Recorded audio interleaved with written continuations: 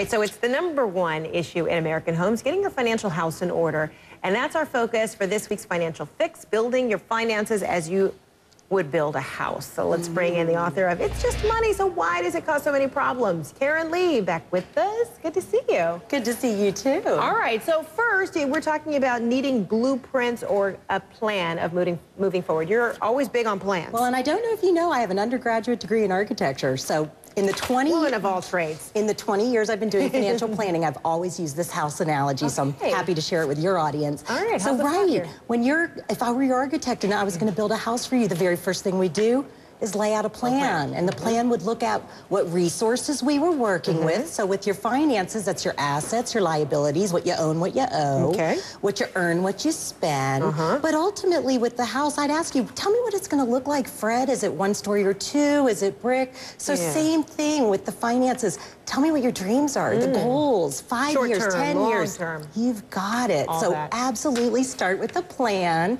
And then when we break ground, what's the very first thing we would do? Gotta have that foundation in place. Gotta have a strong foundation. I will tell you, it's the #1 thing people miss. So what's the foundation as it pertains to just money? like a foundation's gonna hold up a house in an earthquake, your foundation's gonna hold up your financial plan in economic crises. So the foundation of the plan includes reviewing all your insurance, risk management, making sure your legal documents are in order. Do you have a will, durable power of attorney, and of course, debt reduction and emergency planning.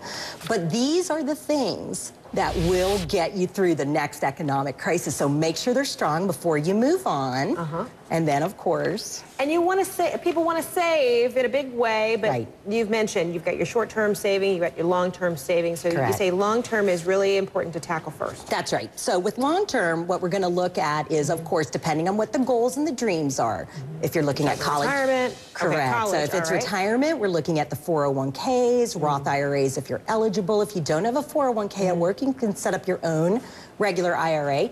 A college funding plan, the 529 plans, prepaid tuition plans. If you're able to do all of that and more, mutual funds, stocks, bonds, ETFs, absolutely keep adding to the savings. Okay, and then you really have to consider yourself very lucky if your employer does offer a 401k. You do. And you want to always take advantage of that, and if you can, maximize, You got it. So, then the tricky part comes. You start making choices of where do you want those investments to come from. Great question. You know, overseas, you know, small cap, large cap funds, stocks. How do you even do that? Because oftentimes you look at that. You've got at first your eyes are blurred. 2 major decisions there. One, how much can I contribute? And as you say, always go up to the maximum, but a lot of people can't. We want to do a minimum of up to the company match.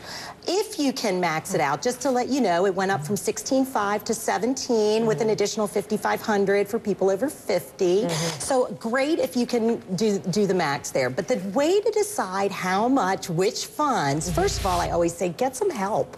Perhaps if you call your HR, there is a representative that you could call that could walk you Usually through. that's free through your company. Always. If you have a financial advisor you work with, ask them. We help our clients on their corporate 401ks. And ultimately, there's usually a model portfolio that you can use. So based on your age, you might be able to go into model portfolio. And this last visual just shows you what that financial house would look like if it's nice and solid. We call it the financial planning pyramid. So what's at the top there? Well, the top part is going to be speculative investments, and we haven't covered that, and quite frankly, there's no need to get involved in speculative investing to do well with your financial plan. Okay, and hopefully everyone can build that pyramid, but you got to start, as you said, with a plan. It's a new year, good time to make new plans. And you're all about plans. That's right. Okay, we talked last week about your money kind of resolutions and how you need to have a plan tackling short term and then versus long term, especially as it pertains to debts. Right. So keep on track. The plan will help you pave the way. That's right. All right. Thanks so much, Karen Lee. Good Always to be here. Appreciate your money advice. Thank you. And now we know architectural advice as well. A little on the side, right? All right. Thanks so much, Karen. All right. Get more information by reading Karen's new book. It's Just Money. So why does it cause so many problems? Or reach Karen at KarenLeeAndAssociates.com.